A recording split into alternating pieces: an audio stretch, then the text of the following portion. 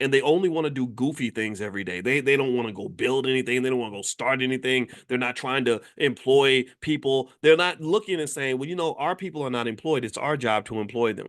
Our communities are not safe. It's our job to make it safe. Our people don't have what they need. It's our job to go develop that infrastructure.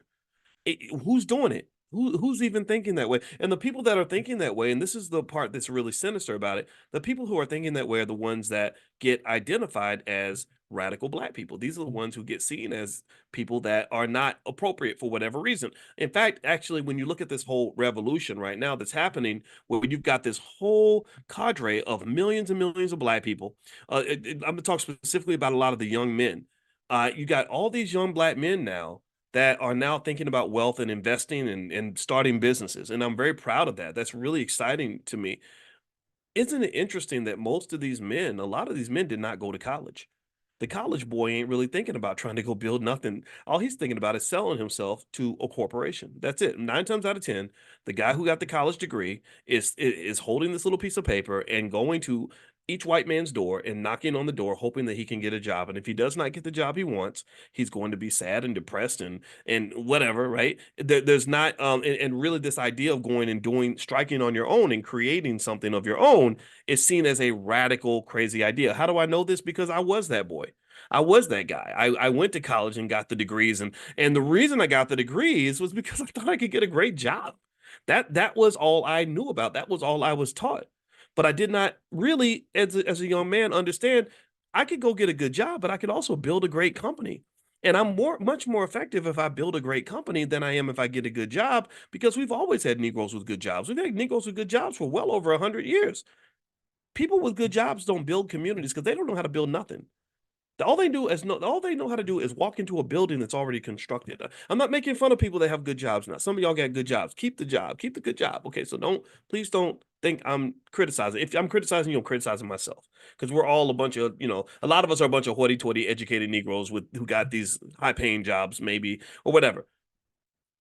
But a person with a degree that's looking for a job is like someone who knows how to go into a house that's already built and sit down and eat a meal that's already cooked.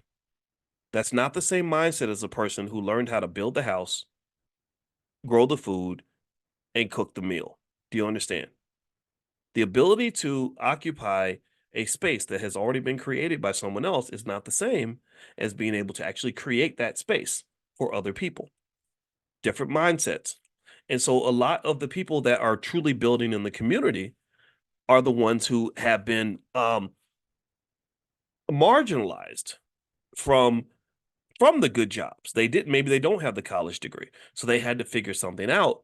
And so these are going to be the builders in the community because they also are not the ones that are hamstrung by $200,000 or $300,000 in student loan debt that requires them to go get a job to work themselves out of slavery. That's pretty much what effectively ends up happening. It becomes highly educated sharecroppers. That's what sharecropping was. Sharecropping was a scenario where they would make you think you were eventually going to own something. They made you think that eventually, because remember, hope. If you read that song, there's a lot about hope. So hope is how you keep them in the system, right? So there was always this hope that if I keep working the fields and I work it long and hard, eventually I'm going to be out of debt. But unfortunately, you don't realize that things have been kind of rigged to make sure that you're still working the fields when you're old and gray and dead. And then maybe when you're about to die, maybe you get close to being free, but you're just not quite there yet. And then also you don't have anything to leave to your children. So what I'm going to say, and I'm going to start reading back in Dr. Anderson's book. This another thought that comes to mind is, I believe that our children can and should be born free.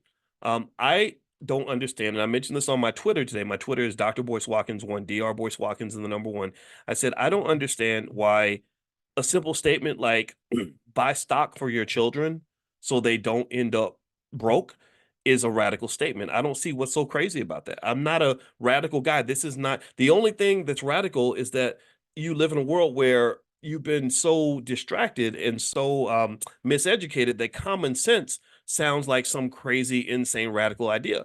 It's common sense to say that if I prepare an economic bed for this child when they're young and let that money grow, that child can be actually economically free, which means they can actually achieve the economic goal that they should be achieving, which is actually building wealth. The biggest economic goal you have should not be getting a good job. It should not be getting a degree. It should not be, having a high salary or living in a nice neighborhood or driving a nice car or having a nice apartment. All of these things are not connected to the actual goal. The actual goal is to leave this earth with more wealth than you had when you got here so that the person after you is going to be doing better than you, and then they'll be able to be born into freedom instead of having to occupy 70, 80 years of working their way out of freedom and then never actually getting there. Because I've mentioned this to you before, that there are people who've been working 40 or 50 years who have a net worth that is lower than that of a newborn baby. That there are babies in the hospital being born today who have a higher net worth than millions of people who've been working their entire lives. If you don't think something's wrong with that, then please just come see me, and we're going to have to get your head checked because there's nothing about that that makes sense. It's all a complete rope a dope for the most part. All right, so let me keep reading here.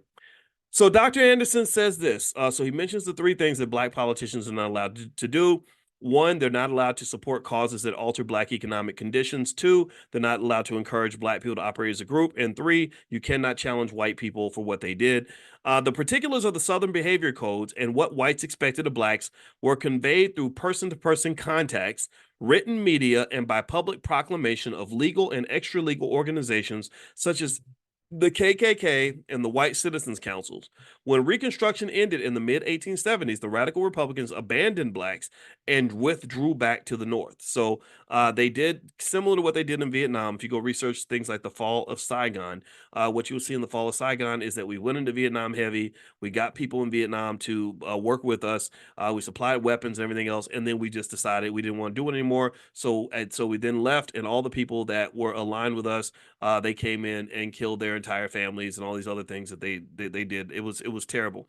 And so here with us, it was similar, where they came to the South, had a good plan. But America is a country where the construct of the government is not built in a way where they're able to really see things all the way to the finish line. We do it for a while, and then when it's not working, we say, we don't want to do it anymore, and we abandon the people that have come dependent on whatever was promised. This is why these false political promises are not something you can lean on. Look at how quickly they abandoned diversity, equity, and inclusion. That was also a similar to the fall of Saigon, without all the violence, of course. The fall of Saigon was much worse, but this was similar. Do you know how many people I know who make all their money from DEI programs? I know so many people who are like the president of diversity and the diversity, equity, and inclusion specialist, what do you do? I do consultations on diversity. I mean, and what they would do is they'd make money by going to like white universities they're willing to pay a little money to kind of I guess explore their white guilt. And it was a nice profession. It was a nice career. And then suddenly the whole DEI department just gets gutted and it's gone. All the scholarships for black students gone, right? Just like that. Just like that. So this speaks to, in my opinion, why you can't depend on things like like the changes in laws and legislation to really liberate you. It's good, it's helpful, but they can take it away anytime they want. If the political mood of the country changes, they're going to take away what they gave you. So wealth to me is one of those things that's a little bit harder to take away. Now, mind you, if you get too much wealth, eventually you're gonna have to defend the wealth with a gun or something, right? But for the most part, wealth is a little more concrete.